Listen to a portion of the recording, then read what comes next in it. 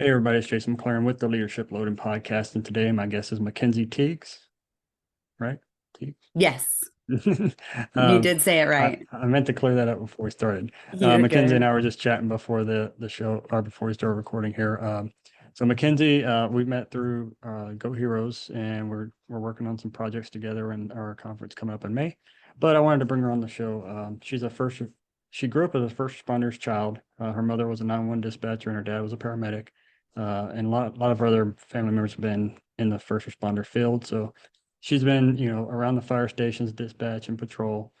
So she wanted to be a counselor and went to community college and then proceeded to get her EMT and became a wildland firefighter. So kind of did a pivot there. So um, I've she's done lots she of pivots. yeah, and we're going to kind of talk about that too. So yeah, she's gone to lots of different first responder schools and trainings, and now she's helping with mental health with first responders, and which is how we've met. And so we're going to talk about a little bit about that today. So MaKenzie, welcome to the show. Yeah, thank you for having me. I appreciate Yeah. it. And you do some other stuff that's not on my notes. I follow MaKenzie, and she's just like a go-getter. She's a realtor and does a bunch of other stuff, but that would make our show like an hour long. So we can't go into all of it. Maybe we'll do a two series episodes. So MaKenzie, tell us a little bit about yourself, how you got to where you're at today, and we'll go from there. Yeah, like you kind of explained, I have many different facets, behind me, and I've pivoted a lot in life, in my careers and professionally. So, like you said, I grew up just with a first responder background from my parents. It was our culture. It was the culture that we had, sitting around the kitchen table. Like we just talked about everything. Our friends knew that like we were going to talk about blood and guts and poop, and like it didn't matter. We were, at dinner table. That kind of led me into, I didn't know if I wanted to be a police officer. I wanted to do investigations, all of these things. And just the way life happened for me was I was actually in a police academy, a citizens academy. And my mom was the dispatcher there. My dad, was the paramedic in that county. And I just, saw the fire side. And I was like, that kind of really intrigues me. I was going for psychology, my associates. I just didn't know exactly what I wanted to do with it. I thought I wanted to do child psychology. And I was like, I just know I'm meant for more than that. So happened to be, I wanted to do a CPR class. And it was the same time and same days as the Citizens Academy. So I really had to decide. I got into the EMT.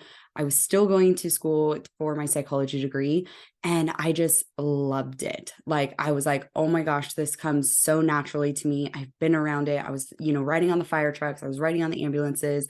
It just came like second nature to me. And so I kind of went down the fire route and wanted to experience. So I went to Wildland Firefighting, and it happened to be the very first call, very first fire we were headed to was a helicopter crash. So we literally just came upon this.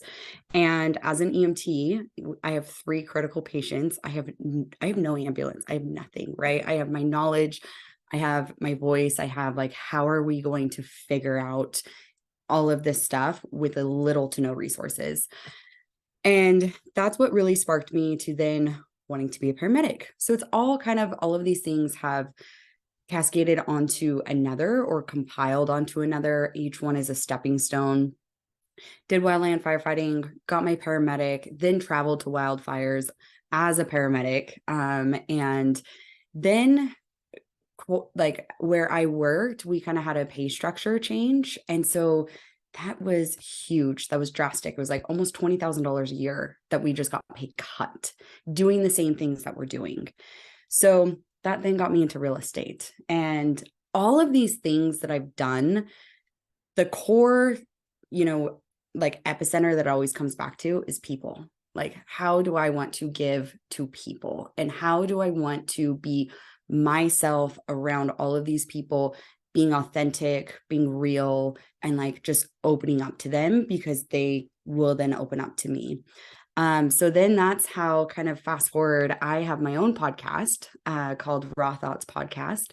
And it's about just being that. It's about being real. It's being about authentic and willing to share your stories. And all of these things, I don't take any of those as failures. I just take all of those as learning aspects. Like, what am I going to learn from being on the wildfires? Like incident command. There's so many things that translates into real life.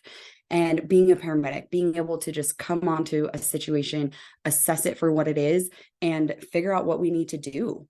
And that just correlates so much into the rest of my life. And just still chasing that just really big audacity dream of like wanting to talk with more people and get them to open up about who they are too. Definitely. I think it's all about pivoting. And so, Go Heroes, that's what we do. We help first responders and veterans pivot. We have some other service lines, but that's our core values.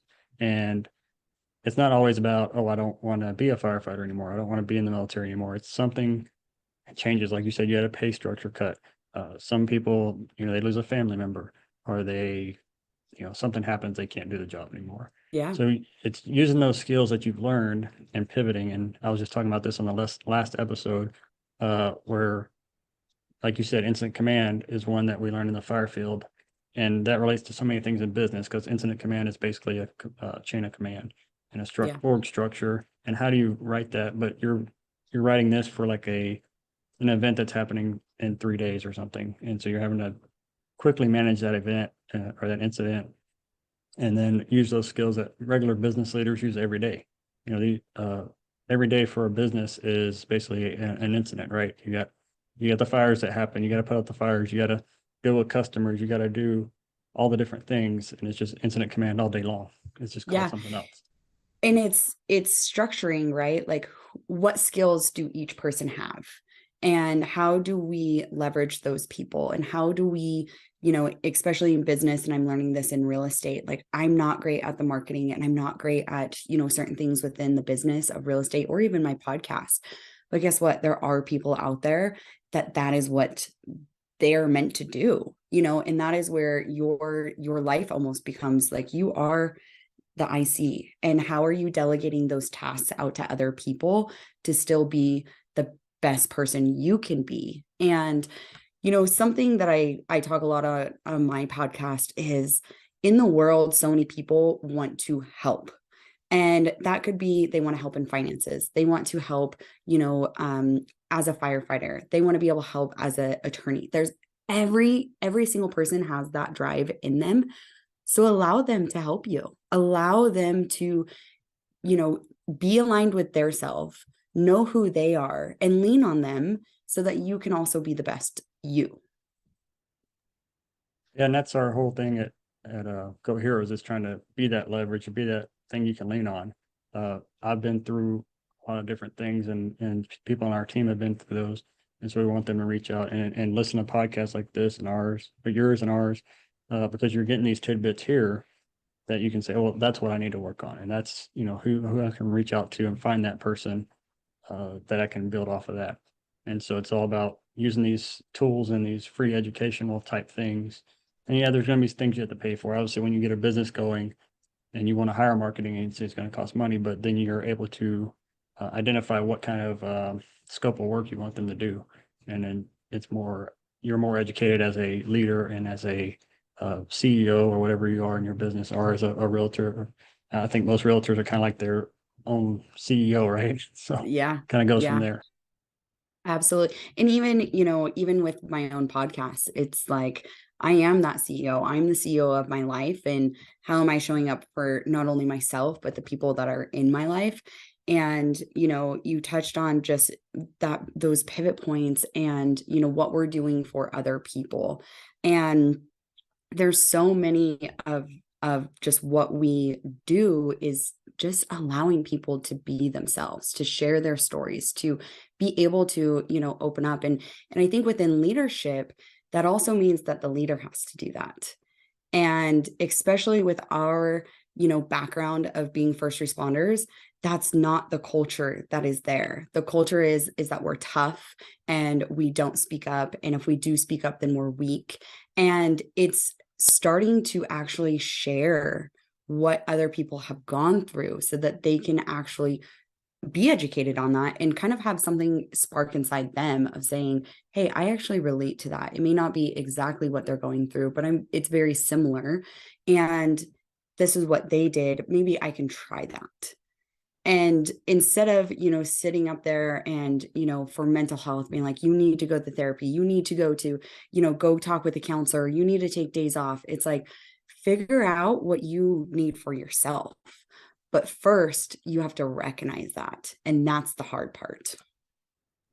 Yeah. And that's probably one of the biggest struggles I think a lot of us have. When I got out of the military, I had 20 days from I was getting out and I was out. I had no transition time and trying to figure out what I was going to do in my life. I was like hard headed, like you said. I was like, I'm going to be a firefighter. That's what I did. That's what I'm going to be. And it didn't work out. And so I had to pivot and move forward. So, yeah. So MaKenzie, how can we get a hold of you if we want to find out more?